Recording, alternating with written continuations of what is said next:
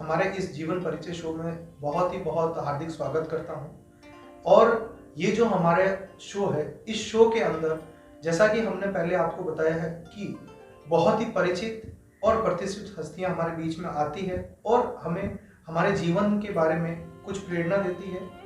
प्रेरणा देने के साथ ही हमें जीवन का मतलब भी समझाती है। तो इसी कड़ी में आज हमारे साथ में है श्रीमान सुंदरलाल जी, जो कि एक डिवोटी है, एक संत है।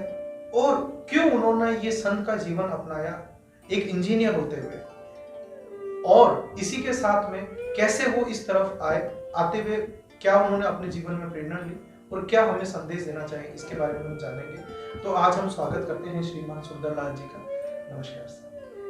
हरे कृष्ण। हरे कृष्ण सर, हरे कृष्ण। तो सर मैं इसके बारे में आज हम ऐसे शुरुआत करना चाहेंगे कि जैसे सर आपका शुरुआती जीवन कैसा रहा, आपने अपने जीवन में किस तरीके से जीवन की शुरुआत करी सर?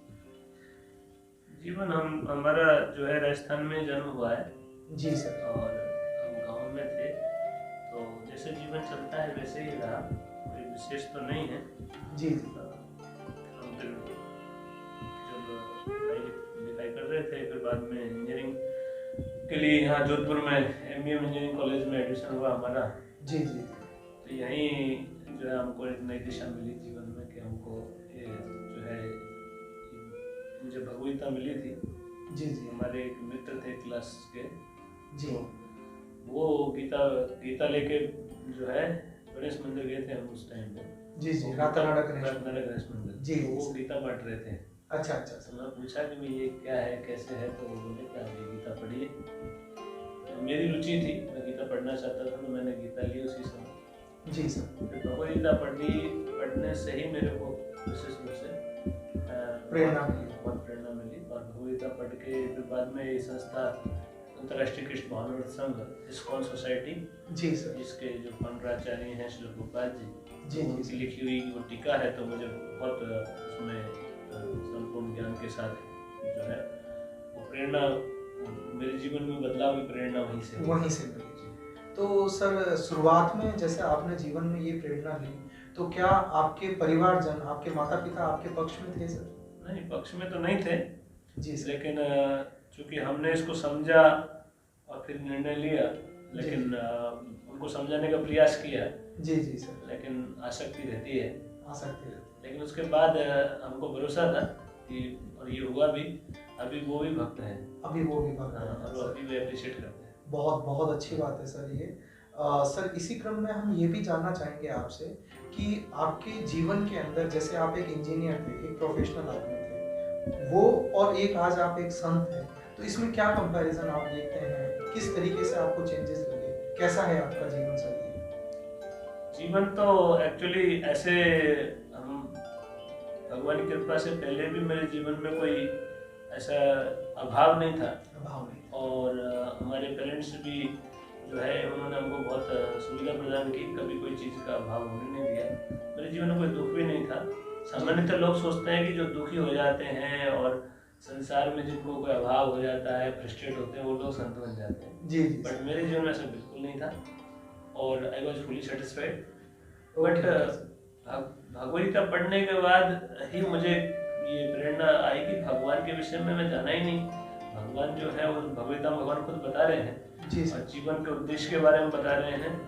और सबसे बड़ी प्रेरणा तो ये थी कि भगवदगीता में भगवान जो है ये ज्ञान दे रहे हैं। मैंने देखा कि ये मुझे मिला, सबको मिलना चाहिए। बहुत अच्छी बात है। तो इससे वंचित है सारे लोग, वंचित है और आज बिल्कुल इसको कोई उसको प्रमोट भी नहीं कर रहा है ना। हर चीज, इवन गलत चीजें, इतना बड़ा हमारा जो ज्ञान का भंडार है। जी जी सर। भगवदगीता कोई सांप्रदायिक पुस्तक नहीं है। जी जी। और ज्ञान, this is book of knowledge.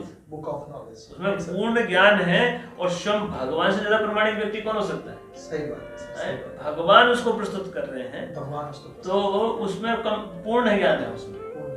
उस ज्ञान को हमारा युवा समाज और हमारे बुजुर्ग कोई नहीं पढ़ रहा है। ये स्थिति, उसको सोच लिया कि वो पूजा की पुस्तक है, जिसको रोती है तो बोले रख देते हैं, उसमें पूजा की अगरबत्ती लगा देते हैं। ज्ञान की पुस्तक है वो ज्ञान की पुस्तक, उसको ज्ञान, उसमें ज्ञान है। और वो केवल इस तक, केवल हमारे समाज तक सीमित नहीं है, मानव मात्र के लिए है वो। और आज भगवदगीता को पूरे विश्व के लोग पढ़ रहे हैं। जी जी। तो हम भारत में होके सनातन धर्म में जन्म लेके और उसके बाद हम लोग इसको नहीं पढ़ रहे हैं। तो मेरा तो जो है ये प्रेरणा इसी से, वो गीता पढ़ के मुझे ये जीवन अपनाने का प्रेरणा आया कि मुझे ये करना चाहिए, ये जीवन इस तरह से, क्योंकि इतना महत्वपूर्ण वो संदेश है जो समाज को सही दिशा और सुरक्षा प्रदान करता है। वास्तव में अज्ञान में लोग जानते ही नहीं क्या सही है क्या गलत है, तो बहुत समाज दिग्भ्रमित हो रहा है।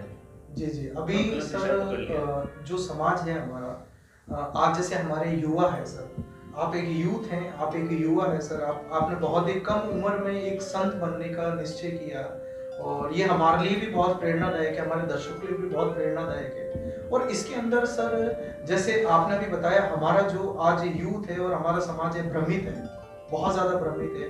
आज इस तरीके के चलचित्र चल रहे हैं, इस तरीके के, आज हम राजनीति का देखें, भले आज हम शिक्षा का देखें या हम किसी भी क्षेत्र में देखें, तो आज हमारी जनता है, हमारा देश है, पूरा भ्रम जाल में फंसा हुआ है। और जो कि आपने हमें बताया कि पूरी हमारे पास भंडार है ज्ञान का और संस्कृति का, तो वो संस्कृति को अपनाना चाहिए। बहुत अच्छा लगा सर मुझे भी सुन के, और मैं चाहूंगा मेरे दर्शक भी इसको अपनाएं। और सर इसी क्रम में जब हम ये जानना चाहेंगे आपसे कि जैसे आप बता रहे हैं कि भगवत गीता के अंदर संपूर्ण ज्ञान है, तो ज्ञान के अलावा आपने एक शब्द यूज दिया सनातन, तो सर मैं ये जानना चाहूंगा और मेरे दर्शक ये जानना चाहेंगे कि ये सनातन क्या है और ये सनातन धर्म क्या है, ये संस्कृति क्या है सर? सनातन धर्म को धर्म की परिभाषा इस तरह से दी गई, धर्मम तो साक्षात भगवत प्रणीतम। धर्म वो है जो भगवान ने बनाया। जी जी। धर्म व्यक्ति द्वारा नहीं गढ़ा जाता, ये भी एक भ्रांत धारणा है कि कई लोग इस तरह से कुप्रचार करते हैं कि ये तो लोगों ने धर्म बना लिए हैं। जी जी ना, वो धर्म नहीं है। धर्म क्या है कि हमारे आचार्य जो प्रभुपाद जी, इस्कॉन संस्था के संस्थापक आचार्य, वो बहुत सुंदर तरीके से समझाते हैं। जी जी सर। कि जैसे हर वस्तु को भगवान ने बनाया, तो उसका जो गुण है वो भी भगवान ने निर्धारित किया। जी जी। और धर्म वो है जो उसको धारण करके रखा है, ऐसा उसका गुण धर्म जो उससे अलग नहीं हो सकता। जी जी। अलग करने से वस्तु का अस्तित्व समाप्त हो जाता है। अस्तित्व समाप्त हो जाता है। जैसे उदाहरण दिया, जैसे जल का धर्म तरलता। जी जी। जब जल तरल होता है तभी उसको जल बोलेंगे, अगर वो ठोस हो जाता है तो फिर बर्फ बन जाएगा। वो उसका धर्म बदलने से वो वस्तु बदल जाएगी, है ना। जैसे चीनी जैसा दाना दिखता है, लेकिन वो मीठा नहीं, उसको चीनी कोई नहीं कहेगा। सही बात है। तो चीनी का धर्म है मिठास, तो ऐसे ही हर वस्तु का धर्म है। जी जी। तो हम हमारे अब अपने ऊपर लाएं तो हम शरीर भगवद्गीता के अनुसार, और भारत में तो सब ये मानते हैं। जी जी जी। भगवद्गीता की शिक्षा यहीं से शुरू होती है कि हम शरीर नहीं है, आत्मा है। आत्मा है। तो आत्मा का धर्म क्या है?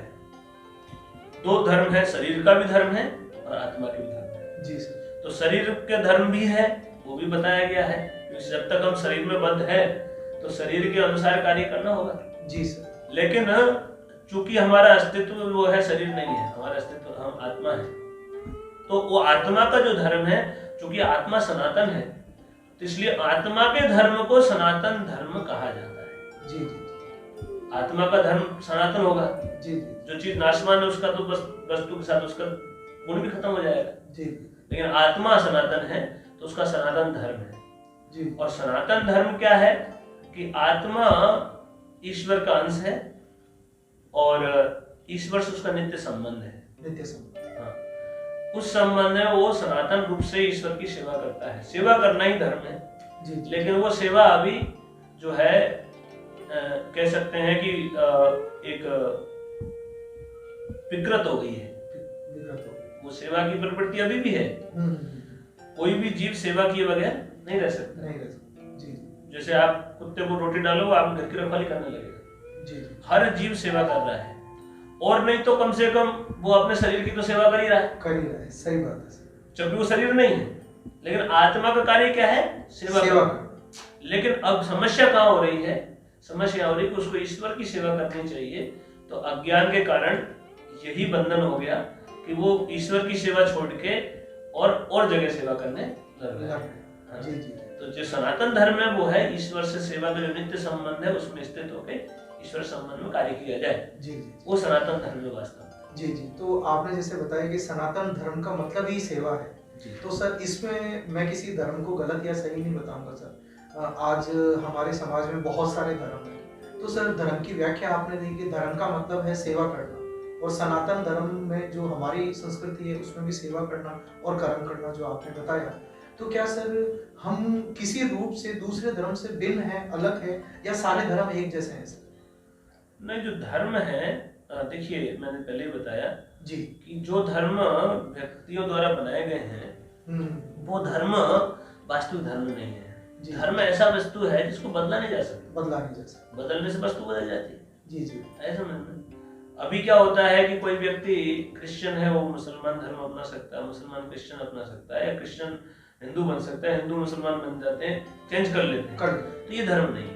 ये धर्म नहीं। सनातन धर्म जो है, जो हमारी जो भगवत शिक्षा देती है, और सनातन धर्म वो है जिसको, जो आत्मा का स्वभाव उससे अलग नहीं हो सकता। अलग नहीं हो सकता। तो सेवा, चाहे कोई किसी भी धर्म में जाए, सेवा करेगा। सेवा करेगा। वो शरीर की सेवा तो कर ही रहा है। जी जी। किसी और की करेगा, है ना? नहीं तो शरीर की तो करेगा ही करेगा।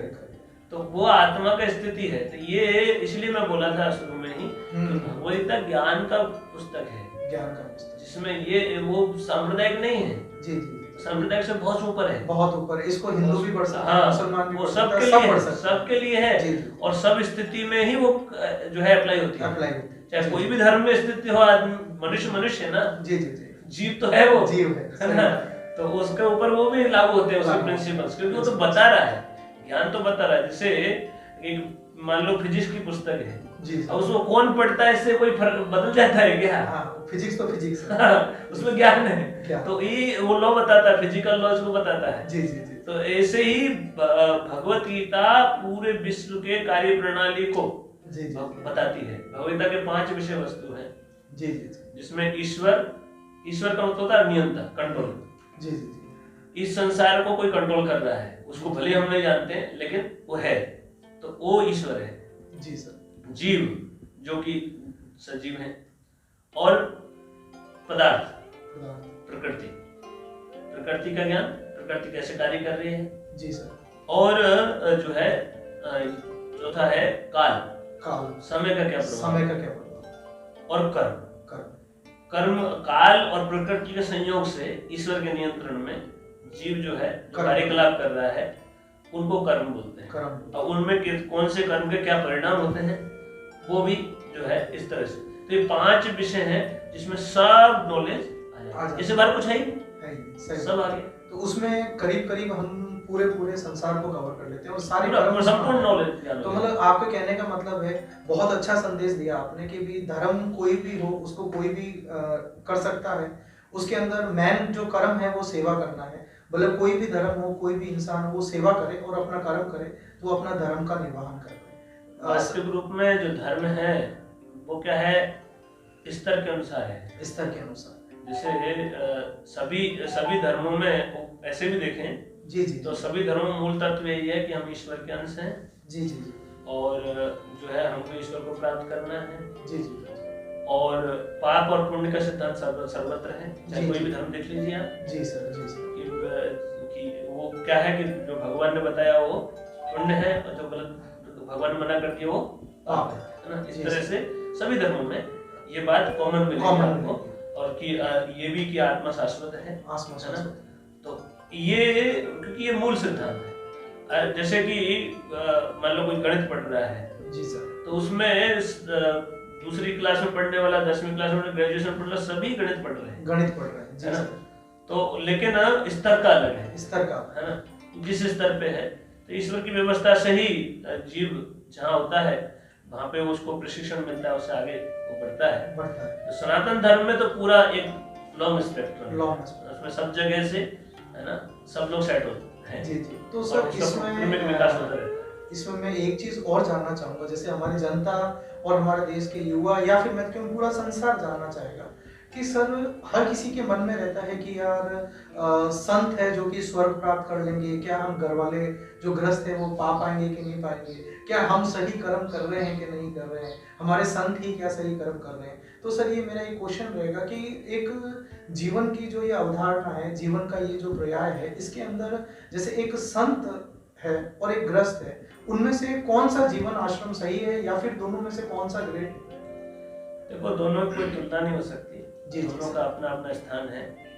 मैंने जैसे आपको बताया था कि जो है शरीर का धर्म है और आत्मा का धर्म है। जी जी सर। तो शरीर के धर्म में वर्णाश्रम व्यवस्था, हम चूंकि बद्ध हैं, जी जी, तो हमारे लिए हमारे सनातन धर्म में वर्णाश्रम व्यवस्था है कि ब्रह्मचारी, फिर गृहस्थ, फिर वानप्रस्थ और फिर संन्यास। संन्यास, ये 4 आश्रम है। आश्रम ये इक्वली इम्पोर्टेंट है, इक्वल इम्पोर्टेंट है ना, क्योंकि आश्रम है। ये 4 गृहस्थ भी आश्रम है, जी जी, और ब्रह्मचारी, वानप्रस्थ, सन्यासी भी आश्रम है। आश्रम, और आश्रम व्यवस्था आध्यात्मिक उन्नति के लिए है। जी, वर्ण और आश्रम व्यवस्था है। जी जी, वर्ण व्यवस्था सामाजिक उत्थान के लिए है, जी जी जी, है ना, अपने शरीर पालन निर्वाह के लिए अपनी योग्यता के अनुसार कार्य किया जाए, वो वर्ण व्यवस्था है। जी सर, जिसमें ब्राह्मण, क्षत्रिय, वैश्य और शूद्र। जी सर। अच्छा, भगवत गीता, अच्छा एक बहुत सुंदर बिंदु यहाँ आ गया। जी जी, हमारे भारतीय समाज में एक धारणा बनी हुई है कि वर्ण व्यवस्था मतलब जाति व्यवस्था। जाति व्यवस्था नहीं, ये जाति व्यवस्था गीता में नहीं है। गीता में भगवान बोलते हैं चातुर्वर्ण्यम मया सृष्टम गुण कर्म विभाग से। जो वर्ण व्यवस्था है, ये ब्राह्मण, क्षत्रिय, वैश्य, इसका विभाजन जन्म के आधार पे नहीं है, गुण और कर्म के आधार। कर्म के आधार। जी सर, बहुत सुंदर बात है। जैसे ब्राह्मण है तो गुण और कर्म से है, जन्म से नहीं है। क्षत्रिय है तो गुण और कर्म से है। तो इस तरह से ये एक्चुअली हमारे वर्णाश्रम धर्म का पतन का एक बहुत बड़ा कारण ये हुआ कि जैसे ब्राह्मण का काम है कि वो विद्वान होना चाहिए। अब वो तो विद्वान है, राजपुरोहित है, जैसे उदाहरण तौर पर राजपुरोहित मीन्स जो राजा को सलाहकार होते थे। जी जी, अब राजपुरोहित के बेटे को राजपुरोहित मान लिया गया। जी जी, है ना, जैसे प्रधानमंत्री का सलाहकार है, जी जी, उसको बेटे को सलाहकार मान लिया जाए, ये उचित नहीं है। ये उचित नहीं है, लेकिन ऐसा हो गया। उसी से हमारी जो व्यवस्था है उसकी प्रामाणिकता खत्म हो गई। उसकी जो प्रामाणिकता है, ऑथेंटिसिटी, वो ऑथेंटिक नहीं रहा, उसका प्रभाव चला गया। तो यहाँ ये गड़बड़ है। लेकिन गीता बहुत साफ साफ बोलती है कि चातुर्वर्ण्यम मया सृष्टम। भगवान बोल रहे हैं कि 4 वर्ण मैंने बनाए हैं। किस आधार पे बनाए? गुण और कर्म के आधार। जन्म का उल्लेख नहीं किया, गुण कर्म विभाग से। विभाजन जो है जन्म, गुण और कर्म के आधार पे है। तो ये वर्ण व्यवस्था में बता रहा था। ब्राह्मण मतलब जो बुद्धिमान वर्ग है, उसके लिए कार्य निर्धारित किया गया है। बुद्धिमान वर्ग को, क्योंकि वो बुद्धिमान है तो उसको वो वाला कार्य करना चाहिए, है ना। क्षत्रिय है जिसमें शक्ति है, सामर्थ्य है, तो व्यवस्था संभाले और सुरक्षा प्रदान करे। और जो वैश्य है वो है, उसके अंदर बिजनेस करने की क्षमता है, तो पालन करे, समाज पालन।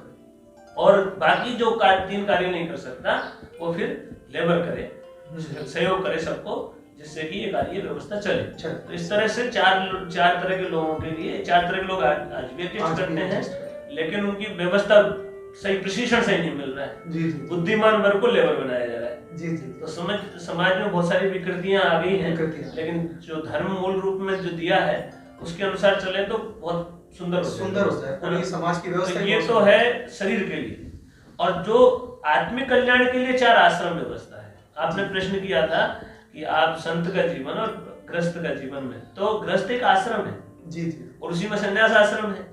संन्यास आश्रम है, गृहस्थ आश्रम है, वानप्रस्थ है और ब्रह्मचारी आश्रम शुरुआत में से। तो हम लोग एक्चुअल में ब्रह्मचारी आश्रम में है जी जी, हम लोग शुरू से। इसमें ये भी रहता है कोई ब्रह्मचारी आश्रम से सीधा संन्यास में प्रवेश कर ले और बीच के 2 आश्रम छोड़ दे। और जो चाहता है तो पहले ब्रह्मचर्य आश्रम, फिर गृहस्थ आश्रम। गृहस्थ के बाद वानप्रस्थ लेना कंपलसरी है, क्योंकि गृहस्थ में उसको कुछ आसक्तियां बढ़ जाती हैं, तो उनके लिए उसको थोड़ा तपस्या करनी होती है वानप्रस्थ में रहके। तो इस तरह से व्यवस्था है। ये बहुत वैज्ञानिक व्यवस्था है, बहुत साइंटिफिक। और ये उसके जो मनुष्य के अंदर जो प्रवृत्तियां को शुद्ध करने के लिए, आत्म-साक्षात्कार दिशा में उसको बढ़ाने के लिए व्यवस्था है जी जी। और इसके लिए गृहस्थ आश्रम भी बहुत महत्वपूर्ण है जी जी। जो वो आश्रम है, आश्रम जितने भी हैं आध्यात्मिक उत्थान के लिए है। आध्यात्मिक उत्थान, लेकिन इसलिए विवाह यज्ञ बोलते हैं। अच्छा अच्छा, इसको समाज का उत्थान भी बोल सकते हैं। बिल्कुल जी जी, विवाह यज्ञ बोलते हैं। ये यज्ञ बोला जाता है ना, विवाह यज्ञ जी जी, क्योंकि वो यज्ञ सारे भगवान की प्रसन्नता के लिए होते हैं। अब भगवान बोलते हैं धर्म अवरुद्धो भूतेषु कामो असीम वृत्रसव। अगर धर्म के नियम से काम का पालन किया जाता है तो वो भी पवित्र है, भगवत गीता के अनुसार जी। तो लेकिन क्या होता है, ये अपनी जो प्रवृत्तियां उनको शुद्ध करने के लिए व्यवस्था है पूरी, और उस व्यवस्था को लोग जो है ये समझ लिए हैं कि भोग की व्यवस्था है, जानवर की तरह जो है वो बना लिए, इसीलिए अब फिर लड़ते झगड़ते हैं। जी जी। जब धर्म का पालन होता था तो स्त्री पुरुष में बहुत समर्पण भाव होता था, और वो बहुत शांत होते थे, शांत होते थे, और उनमें ऐसा नहीं होता जैसे आजकल जो है। क्यों? क्योंकि ये वो है ही नहीं, ये है उद्देश्य ही खत्म हो गया उसका।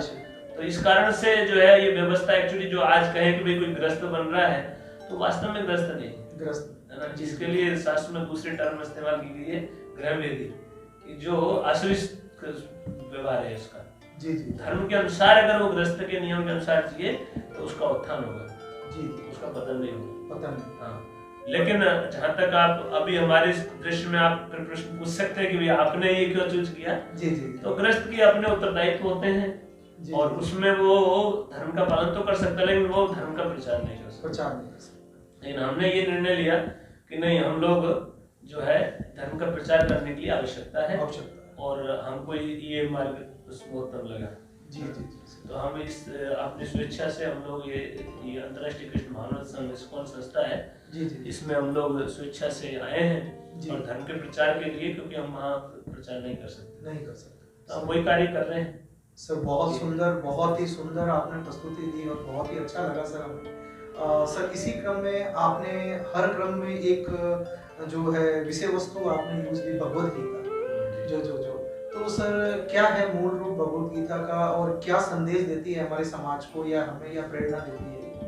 बहुत सुंदर प्रश्न है आपका, आप धन्यवाद के पात्र हैं। जी जी। भगवत गीता जो है, भगवत गीता जैसे सब नाम से ही पता चलता है, भगवान का गाया हुआ गीत, भगवान का गाया हुआ गीत। जी जी, बहुत सुंदर है ना। भगवत गीता भगवान का गाया हुआ गीत है, क्योंकि भगवान बोलते नहीं है, भगवान गाते हैं।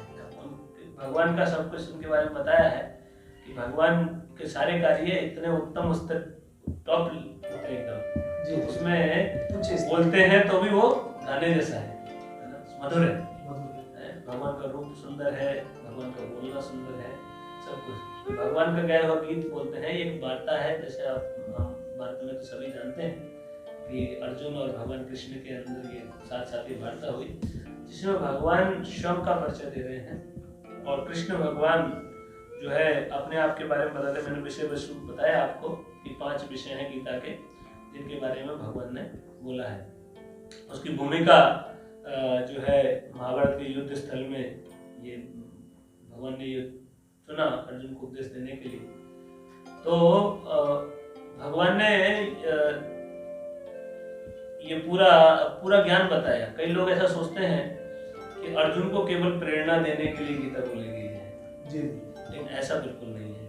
आज तक के जब शुरू से अभी तक के सभी संत एक मत होकर भगवद गीता को निर्विवाद रूप से प्रमाणिक ग्रंथ के रूप में स्वीकार किए हैं। ऐसा नहीं है, ये हमारे लिए महत्वपूर्ण है। भगवान ने ऐसा आदि शंकराचार्य यहाँ तक बोलते हैं कि अगर सभी वेदों को गाय मान लिया जाए जी जी, तो जो है, और जो दुग्धा गोपाल है वो भगवान मान है। गोपाल क्या करता है? गाय देता है जी जी। और बछड़ा जो है वो है अर्जुन। बछड़ा अर्जुन है, जो कि बछड़ा दूध पीता नहीं है, पीने नहीं देता। जो ग्वाला होता है वो बस उसको मुंह लगाता है ताकि गाय से दूध निकले। और फिर उसके बाद वो दूध ना तो ग्वाला पीता है, ना गाय पीती है, ना बछड़ा पीता है जी जी। वो दूध किसके लिए होता है? संसार के लिए, सभी सुधी जनों के लिए जी जी। तो भगवत गीता का ज्ञान हम सब के लिए है जी। भगवान ने अर्जुन को माध्यम बनाए हैं और पूरे वेदों का सार जी जी जी निष्कर्ष भगवान निकाल के अर्जुन के माध्यम से हमारे लिए दिए हैं। तो भगवत गीता को ऐसा नहीं समझना चाहिए कि वो केवल अर्जुन को मोटिवेट करने के लिए थी। उसका इतना छोटा उद्देश्य नहीं है, वो तो केवल एक आधार बना। हाँ। तो भगवत गीता में भगवान ने संपूर्ण ज्ञान बताए हैं। और भगवान जो है भगवत गीता की जहाँ तक माने, इसमें कई लोगों के, हमारे ही सनातन धर्म के बहुत संतों के मतभेद हैं, साकारवादी, निराकारवादी, कई धारणाएं कई तरह से। लेकिन भगवत गीता स्पष्ट रूप से भगवान श्री कृष्ण को भगवान घोषित करती है। जी जी। है ना। जहाँ भगवान श्री कृष्ण केवल बोल नहीं रहे हैं ईश्वर के रूप में, उन्होंने विराट रूप दिखा भी रहे हैं अर्जुन को, जिसमें वो बता रहे हैं कि हाँ देखो सब कुछ यहीं से मैं ही हूँ सबका आदि। बोल भी रहे हैं अहम आदि देवानाम, कि सभी देवता उत्पत्ति मेरे सुही। भगवान बोल रहे हैं अहम सर्वस्व प्रभव मतलब सर्व प्रवर्तते, कि सब कुछ मुझसे आया है, भौतिक आध्यात्मिक सृष्टि सब मेरे से आई है। तो भगवान वहां सूचना दे रहे हैं और भगवान अर्जुन को बता भी दिखा भी दिए। अर्जुन को बोले कि आप सामान्य दृष्टि से नहीं देख सकते, मैं आपको दिव्य दृष्टि देता हूँ, फिर आप देख सकते हो। और भगवान ने अपने अंदर ही पूरा संसार दिखा दिया। अर्जुन बोले भूत भविष्य वर्तमान जो भी देखना चाहते हो अर्जुन तुम देख सकते हो। और ये विराट रूप का आप जो लोग सुन रहे हैं वो चाहे तो 11वें अध्याय में विस्तृत से जो है वर्णन है। तो ईश्वर तत्व के रूप में स्वयं कृष्ण भगवान है और वही सबके आदि हैं। फिर जीव जो है वो आत्मा, उसका उसकी स्थिति है भगवान के सेवक के तौर पे, उसका नित्य संबंध है भगवान से। ये गीता बताती है कि जीव का भगवान से नित्य संबंध है। और जीव जो है दो तरह के हैं। ये 15वें अध्याय में भगवान बोलते हैं द्वाविमो पुरुषो लोक क्षरक्ष अक्षर एवच और क्षर सर्वाणि भूतानि कूटस्थ अक्षर उच्यते। भगवान बताते हैं कि दो तरह के जीव हैं, एक है जो अपनी स्थिति से कभी नहीं गिरते और एक है जो गिर जाते हैं। क्षर और अक्षर बोला गया है। जो गिर जाते हैं उनको क्षर, और जो अक्षर मतलब जो कभी अपनी स्थिति से नहीं। तो जीव की स्थिति है भगवान से नित्य संबंध है, भगवान साथ जो है सेवा के संबंध है ना। और जब दूसरे जीव है, एक जीव है वो कभी नहीं करते, वो भगवान साथ नित्य सेवा में रहते हैं। भगवान गीता में अपने धाम की सूचना भी देते हैं कि मेरा धाम है जहाँ जाने के बाद वापस नहीं संसार में नहीं आना होता। न तद भाष्यते सूर्यो न शशांको न पावक यदि गत्वा न वर्तन्ते तद धामम परमम मम। कि मेरा परम धाम है, वहाँ सूर्य प्रकाश की चंद्रमा आदि क्या जरूरत है, स्वतः प्रकाशित है और वहां से जाने के बाद पुनर्जन्म नहीं होता, दोबारा आना नहीं होता इधर संसार में। तो ऐसे भगवान सूचना देते हैं। अब भगवान के धाम में जो ये जीव है कौन से, जो अक्षर है जो नित्य संबंध है भगवान से, वो कभी स्थिति को से गिरते नहीं है, तो वो भगवान के धाम में रहते हैं। लेकिन मैंने बताया भगवान बता रहे दो तरह के जीव हैं। दूसरे हैं जो गिर जाते हैं, जो अपनी स्थिति से गिर गए, अपनी उनकी स्थिति थी भगवान के संबंध में सेवा करने की, उससे वो गिर के तो उनको इस संसार में भेजा जाता है उनकी इस प्रवृत्ति को सुधारने के लिए। इसलिए संसार में कष्ट है। और इसमें ऐसी प्रक्रिया है कि वो जो है अपनी इच्छाओं को पूरा करने स्वतंत्र रह के, ईश्वर से स्वतंत्र रह के अपनी इच्छाओं को पूरी प्रयास करता है। लेकिन जब वो वापस ईश्वर से जुड़ता है तभी जाके वो संतुष्ट होता है। तो इस तरह से जीव के विषय में अब बहुत विस्तृत है, लेकिन मैं एक जो है एक अंश में आप क्या कहना बता रहा हूँ। और जो जीव है, अब फिर जीव का इस प्रकृति में, तो प्रकृति कैसे है ये भगवान बताए, प्रकृति कैसे कार्यशील है और ये भगवान के नियंत्रण में कार्यशील है, भगवान ये बताते हैं। और तो प्रकृति और काल के प्रभाव में प्रकृति गतिशील है। तो प्रकृति और काल के प्रभाव में कुछ कार्यकलाप होते हैं जीव इधर है तो वो है कर्म। तो इस तरह से ये जीव कर्म के प्रभाव में इस संसार में फंस जाता है। तो उससे निकलने वाले भी कर्म होते हैं, है ना। ऐसे कर्म जैसे कर्म से एक कर्म से जैसे फंसता है, तो दूसरे कर्म होते जैसे निकल भी सकता है। तो गीता वही दिशा बताती है कि जीव जो है इस स्थिति में आ गया, उसका ये स्थिति नहीं है जिसमें वो दुख उठा रहा है, बहुत संकट है। आपने अभी तो पूरा समाज बहुत अच्छे समझ सकता है कि कुछ हमारी कोई व्यवस्था कुछ काम नहीं करता है ना, सब ईश्वर के कुछ भी नहीं कर पाए, है ना। एक छोटा सा वायरस जो है, कोरोना वायरस जो है, तो ये गीता पहले से ही बताती है कि हम ये संसार में दुख है इसको मिटा नहीं सकते। हालांकि जो हमारा जो सिविलाइजेशन है, हमारे जो पूरा ये प्रयास कर रहे हैं सभी नेता सभी कि हम दुख को मिटा देंगे, लेकिन ये संभव नहीं, क्योंकि ये ईश्वर के द्वारा ऐसा बनाया हुआ। तो हाँ, अगर मिटाना चाहते हैं तो भगवान के अनुसार चलें तो यहाँ भी दुख मिट सकता है, क्योंकि वो नियंत्रण वहां से होता है, नियता वही है। तो सर ये मैसेज ये है कि हमको अपनी स्थिति प्राप्त करनी चाहिए, क्योंकि मनुष्य जीवन भगवान ने दिया, इसी में हमको ये समझ दी है। तो उसमें हम उसका उपयोग करके, और गीता में वो पूरा ज्ञान दे रखा है, जिसके माध्यम से हम ईश्वर को समझ के ईश्वर से हमारे संबंध को समझ के उस स्थिति को प्राप्त करने के लिए पद्धति भी बताई गई है, जिसको योग विधि बोलते हैं। योग मतलब जीव का ईश्वर से जुड़ने की प्रक्रिया, उसको योग बोलते हैं। तो अलग अलग योग मार्ग हैं। तो जो योग मार्ग अपनाते हैं, हम जो अभ्यास कर रहे हैं वो भक्ति योग है। और भक्ति योग सबसे ज्यादा सरल, सब प्रमाणिक है और भगवत गीता के अनुसार सबसे उत्तम है। भगवत गीता जो है भक्ति योग की शिक्षा देती है। भगवत गीता में शुरुआत के 3 भाग में भगवत गीता 18 अध्याय हैं। तो जिसमें शुरुआत के 6 अध्याय उनमें सारे योग का वर्णन भगवान कर देते हैं। फिर बीच के 6 अध्याय में भक्ति योग के बारे में बताते हैं पूरा। और अंत के जो 6 अध्याय उनमें ज्ञान के बारे में। तो बीच में भगवान ने भक्ति योग को रखे संभाल के। जैसे कोई वस्तु को जब रखते हैं तो 2 उनके बीच में, जैसे संदूक होता है तो बीच में जो है सोने को गहना है मान लो, तो उसको पेटी में रखते हैं तो कवर करके। तो ऐसे जो है असली जो गीता का जो संदेश है वो बीच के 6 अध्यायों में है और वो भक्ति योग का शिक्षा है। तो भक्ति योग को व्यवहारिक है। भक्ति योग में सभी जो है कोई भी स्थिति में भक्ति योग का पालन कर सकते हैं। उसके सिद्धांतों को समझ के पालन करना चाहिए। जैसे अर्जुन खुद क्षत्रिय है और ग्रस्त है ना, लेकिन उसको भगवान ने भक्ति योग का सर बहुत अच्छा लगा, आपका मैसेज भी बहुत अच्छा है सर। इसमें गीता का मैसेज आपने दिया सर, आप अपनी तरफ से क्या मैसेज देना चाहेंगे हमारे समाज को, हमारे यूथ को, हमारे दर्शकों को? यही संदेश है कि सिंपल, बहुत सरल सी बात है। जी सर। एक सिक्के के 2 पहलू होते हैं, हेड और टेल। ऐसे ही अच्छाई बुराई। आप अगर अच्छे मार्ग पर नहीं चलोगे तो बुराई में जाओगे है ना। तो अच्छाई और बुराई को समझना और अच्छाई को पकड़ना ये बहुत जरूरी है। और इसके लिए आधार होना चाहिए। हर व्यक्ति क्या होता है, जैसे चोर चोरी को अच्छा मानता है ना, दूसरे की नजर में वो बुरा हो सकता है, लेकिन वो तो सही मानता है तभी तो कर रहा है। तो ये निर्धारण जो है वो भगवत गीता जैसे प्रमाणिक ग्रंथों के आधार पे होगा कि क्या सही है और क्या गलत है। तो मेरा यही प्रार्थना है कि आप सभी जो है ये भगवत गीता की शिक्षाओं को पढ़ें, समझें और हम उसी के लिए हम जो है ये फ्रीली सेवा कर रहे हैं कि हम इसको समझा रहे हैं। आप हमसे जुड़े, हम आपको जो है बताएंगे कि भगवत गीता का संदेश क्या है वास्तव में, तो इसका लाभ उठाएं। बहुत बहुत धन्यवाद सर, आप हमारे साथ आज इस तरीके से दर्शकों से रूबरू हुए।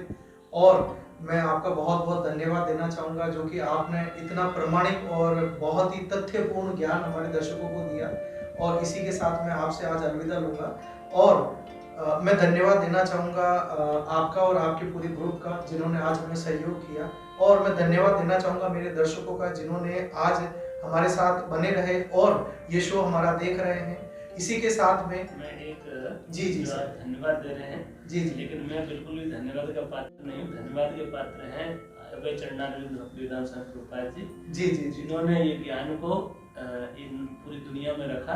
और ये संस्था उन्होंने जो है भारतीय संत थे जिन्होंने 1966 में ये संस्था अंतर्राष्ट्रीय कृष्ण भावना संघ सोसाइटी जो बोलते हैं international society for Krishna consciousness, तो उन्होंने इसकी स्थापना की, उन्होंने इसकी रूपरेखा दी और उनका उद्देश्य था भगवत गीता की शिक्षा को पूरे विश्व में व्यवस्थित तरीके से प्रचार करना और वो इसमें सफल हुए। आज उनकी कृपा से ये संस्था के माध्यम से हमारी जो भगवत गीता है वो 80 से ज्यादा भाषाओं में जो है पब्लिश हो चुकी है और हम पूरे विश्व में 52 करोड़ से ज्यादा प्रतियां बांट चुके हैं। 52 करोड़ से ज्यादा, बहुत बड़ी बात। तो हम लोग ये प्रभुपाद जी ही इसके पात्र, मतलब धन्यवाद के पात्र वही हैं। तो बस उन्होंने जो दिया है उसी को समझ रहे हैं, उसी को आगे कर रहे हैं सर। बहुत बहुत अच्छा लगा सर। ठीक है सर, बहुत अच्छा। इसमें तो आप सभी दर्शक देखें इसमें कि इन्होंने अभी तक 80 भाषाओं में भगवत गीता का रूपांतरण किया है और अभी तक 52 करोड़ प्रतियां कॉपीज जो है इन्होंने डिस्ट्रीब्यूट कर ली। इसके लिए ये वाकई जो है आपका पूरा समुदाय, आपके पूरे जो भी संत हैं और आपके जो श्रीमान प्रभुपाद जी महाराज हैं, इन सब का बहुत ही धन्यवाद है। और मैं तो कहता रहूँगा सर, आप इसी तरीके से आगे इसका प्रचार करें और इसी तरीके से अपने कर्म करते रहें और हमें भी आशीर्वाद दें कि हम और हमारे दर्शक भी इसी तरीके से हमारे कर्म करें। ओके सर, धन्यवाद। हरे कृष्ण।